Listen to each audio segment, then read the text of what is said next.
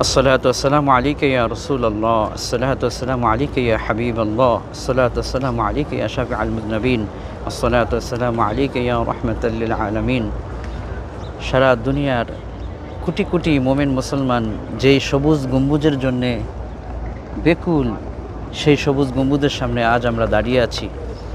নবী আলাইহিস সালাম বলেছেন, মা বাইনা বাইতি ওয়া মিম্বার রাউদাতুম মিন রিয়াজিল জান্নাহ। যেখানে আল্লাহর হাবিব সাল্লাল্লাহু আলাইহি ওয়াসাল্লাম শুয়ে আছেন, এই জায়গা থেকে মসজিদে নববীর হুজুরের মেম্বার পর্যন্ত পুরা জায়গাটা জান্নাতের টুকরা। আল্লাহর হাবিব সাল্লাল্লাহু আলাইহি ওয়াসাল্লাম এই মসজিদে নববীর এই পবিত্র সবুজ গম্বুজের নিচে শুয়ে আছেন। আল্লাহ তাআলা বলছেন, লাকাদ কানা লাকুম ফি রাসূলিল্লাহি উসওয়াতুন হাসানাহ। এক কথায় নবী আলাইহিস সালামের জীবনটাকে আমাদের জন্য উত্তম আদর্শ করে দেওয়া হয়েছে। যারা আল্লাহর হাবিবের এই আদর্শকে তাদের জীবনে বাস্তবায়ন করবে, আল্লাহ তাআলা বলছেন, মান ইউতিউর রাসূল ফাকাদ আতা আল্লাহ। রাসূলকে গ্রহণ করলে আল্লাহর সন্তুষ্টি নেমে আসবে।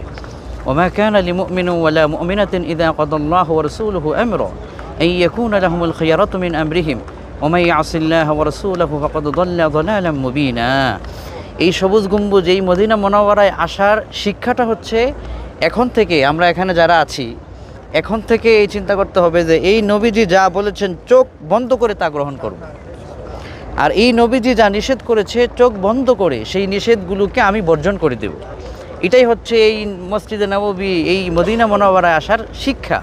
এই জন্য আল্লাহ রাব্বুল আলামিন বলেছেন, মা আতাকুমুর রাসূলু ফাখুযুহু ওয়া মা নাহাকুম আনহু ফান্তাহু। মুহাম্মদ সাল্লাল্লাহু আলাইহি ওয়াসাল্লাম তোমাদেরকে যা দিয়েছেন গ্রহণ করো, আর নিষেধ যা করেছেন তা তোমরা বর্জন করে ছুঁড়ে ফেলে দাও। এই মসজিদে নববী এবং এই মদিনা মুনাওয়ারা জিয়ারা, এর উদ্দেশ্য হচ্ছে আগামীর জীবনে যেন আমরা আল্লাহর হাবিব সাল্লাল্লাহু আলাইহি ওয়াসাল্লামের আদর্শ দিয়ে নিজের জীবনকে যেন আমরা গঠন করতে পারি। এটাই হবে আমাদের সফরের প্রধান শিক্ষা। আল্লাহ যেন আমাদের প্রত্যেককে, যারা বাংলাদেশ থেকে দেখছেন, পৃথিবীর বিভিন্ন কান্ট্রি থেকে দেখছেন, যারা এই সবুজ গম্বুজে সরাসরি দেখতে পারেননি, আল্লাহ যেন তাদেরকে আসার তৌফিক দান করেন।